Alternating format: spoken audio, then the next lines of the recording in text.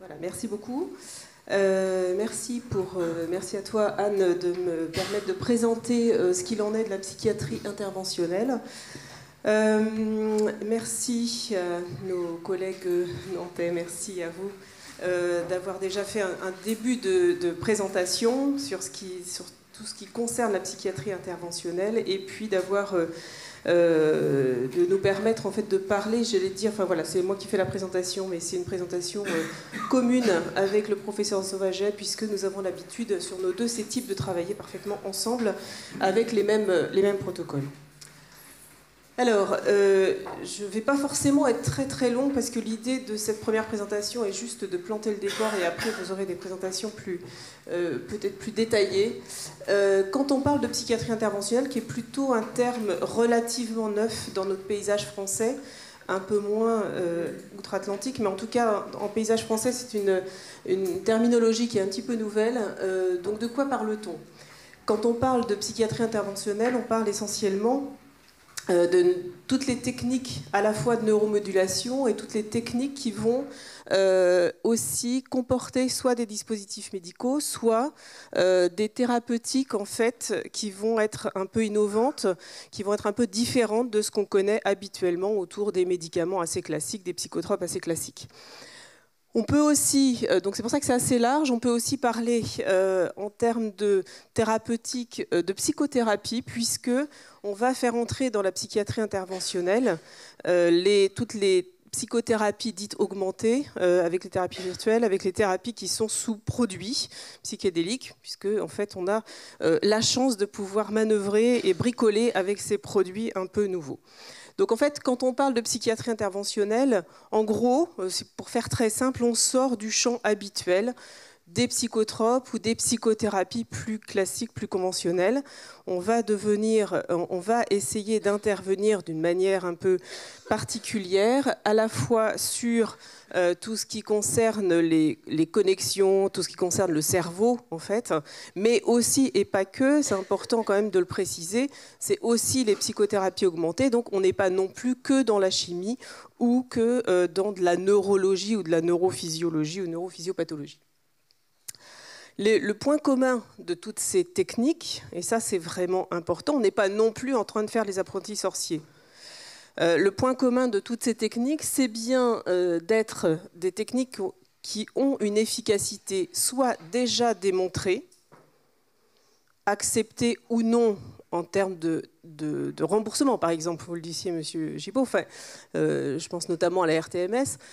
Ce sont des techniques qui vont être scientifiquement prouvées, donc par des études, par des recherches bien ajustées, ou bien en cours de démonstration d'efficacité.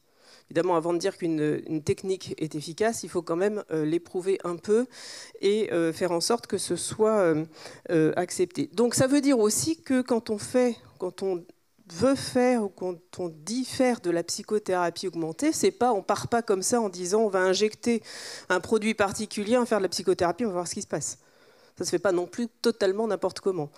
Ça doit respecter, et ça c'est vrai quelles que soient les techniques utilisées, ça doit respecter quand même tous les protocoles et les recommandations nationales ou internationales, et non pas se faire comme ça dans un coin. D'où l'idée de se dire qu'avant de dire qu'on va pratiquer de la psychiatrie interventionnelle, ça doit se faire dans un cadre précis, suivant des recommandations, dans un lieu précis, avec des équipes formées. L'autre point commun aussi, c'est que ce sont des techniques qui sont des alternatives ou des compléments à des thérapeutiques qui sont déjà utilisées. C'est-à-dire qu'un patient qui arrive, on ne va pas dire « tiens, j'ai envie de lui faire tel produit », parce que je vais lui faire de la kétamine ou de la eskétamine parce que c'est fun et parce qu'en ce moment c'est vraiment à la mode, c'est sympa de le faire. Et puis c'est comme ça, je dirais que j'en fais. Parce qu'il y a mes voisins d'à côté qui en font, puis ça a l'air vachement bien. Donc en fait, du coup, je vais le faire. Non. J'en fais parce que, d'abord, on a essayé d'autres thérapeutiques et ça ne fonctionne pas, ou parce que les autres thérapeutiques, ça commence à résister un petit peu. Et donc, dans les recommandations, on me dit d'utiliser tel ou tel produit. en association, en complément, et donc à ce moment-là, je le fais. Donc, on est bien sur des méthodes qui vont être en complément, mais en suivant des recommandations bien précises. Alors, la difficulté qu'on a avec toutes ces techniques, elles sont décrites les unes après les autres. Le CT, c'est le plus ancien, bien connu. La RTMS, la TDCS, la stimulation du nerf vague, la kétamine, la eskétamine, les psychothérapies augmentées, elles sont toutes décrites les unes après les autres, avec des recommandations les unes pour les autres, sans aucun problème, sauf que les associations ou comment, dans quel sens on va prendre les choses, c'est-à-dire un patient arrive, il a des facteurs de résistance, ça ne fonctionne pas son traitement habituel, c'est-à-dire, je ne sais pas quoi, les psychotropes, les antidépresseurs, enfin n'importe quoi, ou les neuroleptiques, peu importe, ne fonctionnent pas en soi. On ajoute, ou on a fait en même temps, ou on a fait avant, précédemment, peu importe dans quel sens, la psychothérapie, ça ne fonctionne toujours pas. On va commencer à réfléchir à d'autres techniques et là, à aller vers la psychothérapie ou la psychiatrie interventionnelle, pardon, en utilisant plusieurs techniques. Sauf que, dans quel sens je prends les choses? Je commence par les ECT, je commence par la RTMS, je fais un peu de TDCS, j'en fais un peu, combien de séances, comment... Bon. Ça, c'est encore compliqué de savoir comment les choses sont utilisées ou utilisables. Donc, comment est-ce qu'on va faire? Comment est-ce qu'on s'y prend? Quand est-ce qu'on peut imaginer de faire de la psychiatrie interventionnelle? Donc, si je reprends les différentes techniques, vous en avez un certain nombre. Voilà, ça fonctionne. Donc, les classiques, sismothérapie, ECT, le plus ancien. La RTMS avec sa bobine. Bon. La TDCS avec la stimulation avec un courant électrique continu. Et puis, une technique qui est un petit peu plus récente et un petit peu moins utilisée, parce qu'il y a moins de centres en fait qui l'utilisent, mais on l'utilise dans la région, c'est la stimulation du nerf vague, où là, on doit être associé à des neurochirurgiens. Enfin bon, voilà, donc ça nécessite encore une autre procédure. Et puis, la kétamine ou la eskétamine, qui font aussi partie du panel des différentes techniques possibles en psychiatrie interventionnelle. Dans quelle indication on va avoir ce type de psychiatrie? On va avoir ça évidemment dans les dépressions résistantes et puis dans les troubles bipolaires, mais on peut aller aussi de manière plus large sur la schizophrénie, notamment sur le versant hallucinatoire. Dans les troubles anxieux et plus précisément dans le TOC ou le syndrome de stress post-traumatique, on peut avoir aussi accès à la neurostimulation dans certains protocoles. Des données qui sont intéressantes au niveau des addictions, notamment sur le craving chez les patients qui sont dépendants de la cocaïne. Et puis, chez nos collègues aussi qui s'occupent de douleurs chroniques ou de fibromyalgie, qui vont aussi neurostimuler pour diminuer la symptomatologie douloureuse. Ce qui veut dire qu'en fait, ce sont des techniques déjà, d'une part, qui nous appartiennent en tant que psychiatre, mais qu'on peut aussi partager avec d'autres collègues. Alors quand on a dit ça, c'est bien. Et puis donc vous allez voir que si on parle de dépression résistante, les 5 techniques peuvent être utilisées. Pour les troubles bipolaires, il y en a 3 qui peuvent être utilisés. Pour la schizophrénie aussi, il y en a à chaque fois plusieurs en fait. Si je continue à passer le truc, il y en a à chaque fois plusieurs qui peuvent être utilisés par rapport à chaque diagnostic. Ce qui veut dire que ça nous fait un schéma au bout du compte qui est quand même assez compliqué. C'est-à-dire dans quel sens, dans quel ordre je vais, je commence par ci. Puis alors quand il y a en plus des co-diagnostics ou des choses associées, bien évidemment, on va pas forcément associer, en faire un petit bout de l'un, un petit bout de l'autre.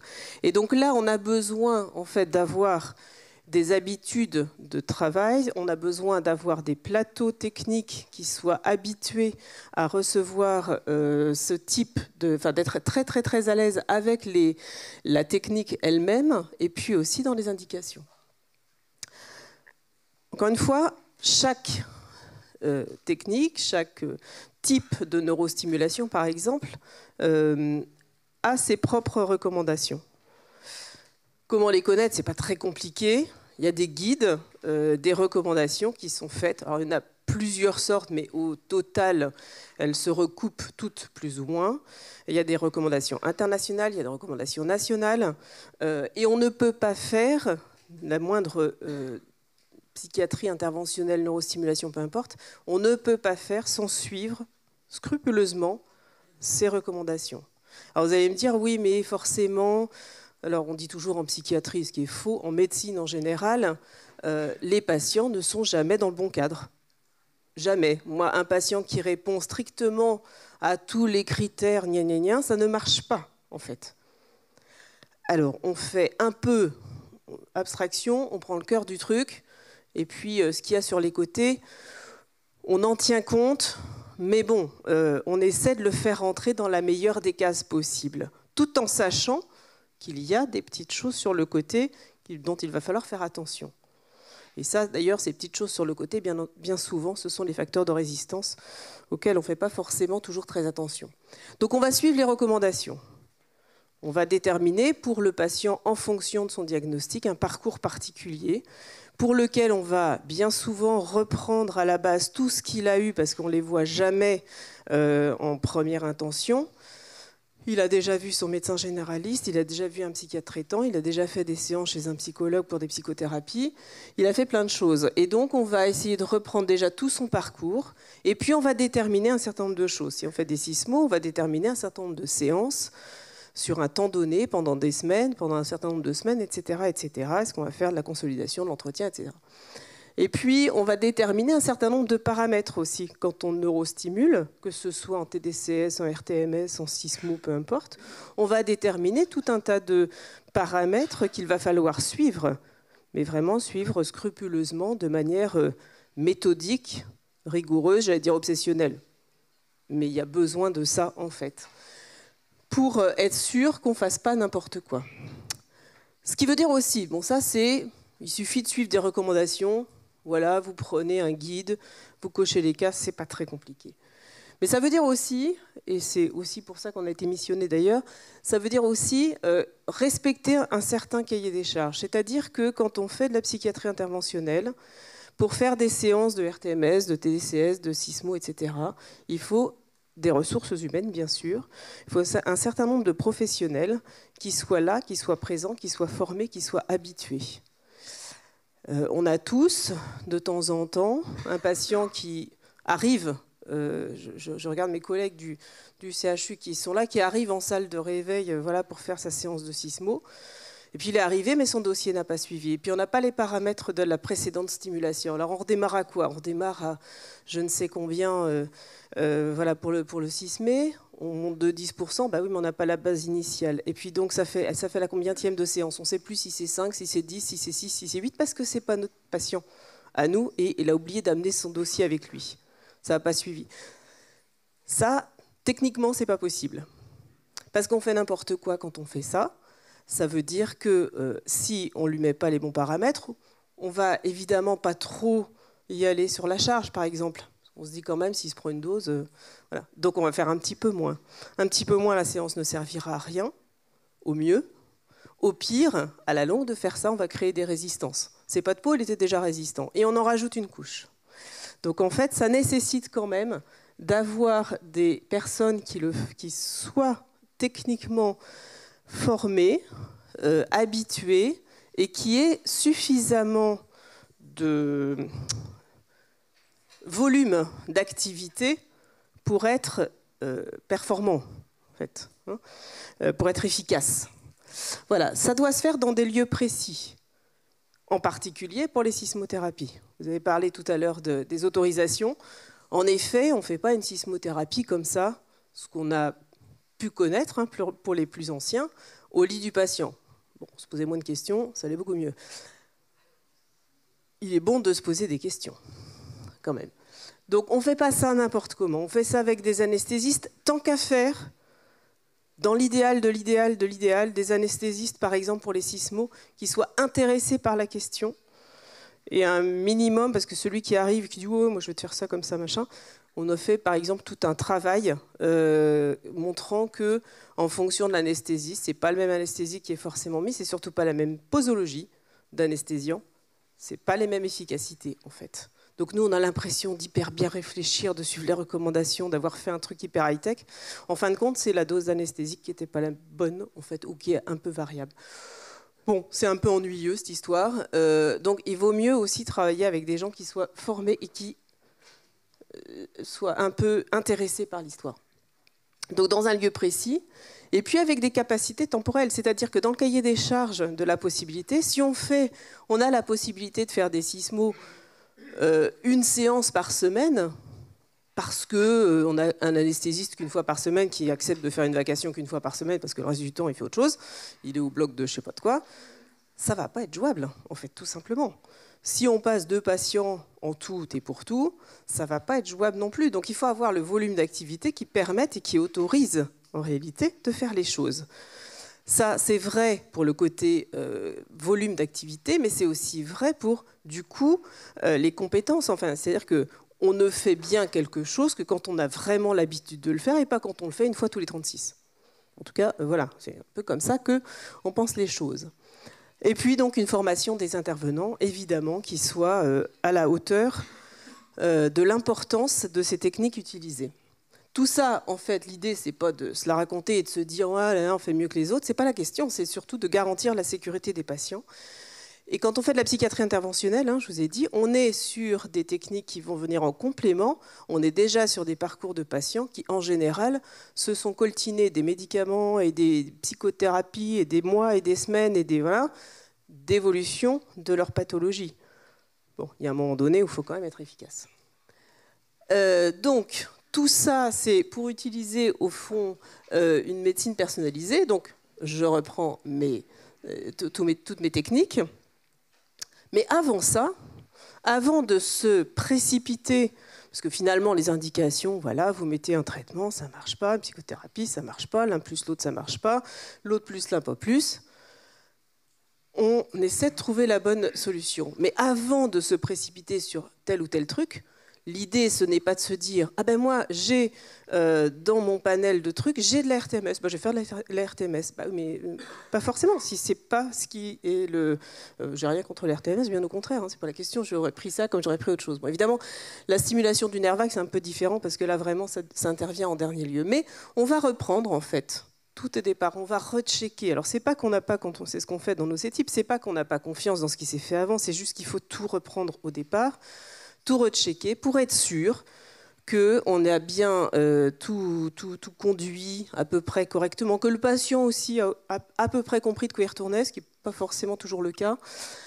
On va essayer aussi de demander des bilans psychologiques et neuropsychologiques. Là, quand on fait ça, c'est qu'on est en train de traquer, comme des fourmis, les moindres facteurs de résistance. C'est-à-dire le petit truc qui va faire que quand même il ferait bien d'aller, ça ne l'empêchera pas d'aller faire un petit coup de sismothérapie, mais il faudra aussi qu'il aille voir une psychologue parce qu'il ne l'a jamais fait jusqu'à présent.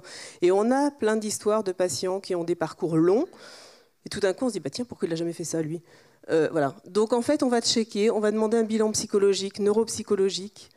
On va essayer donc de regarder en fait s'il n'y a pas quelque chose qu'il ne fait pas, s'il n'y a pas des troubles mnésiques qui font qu'il ne va pas être très compliant par exemple.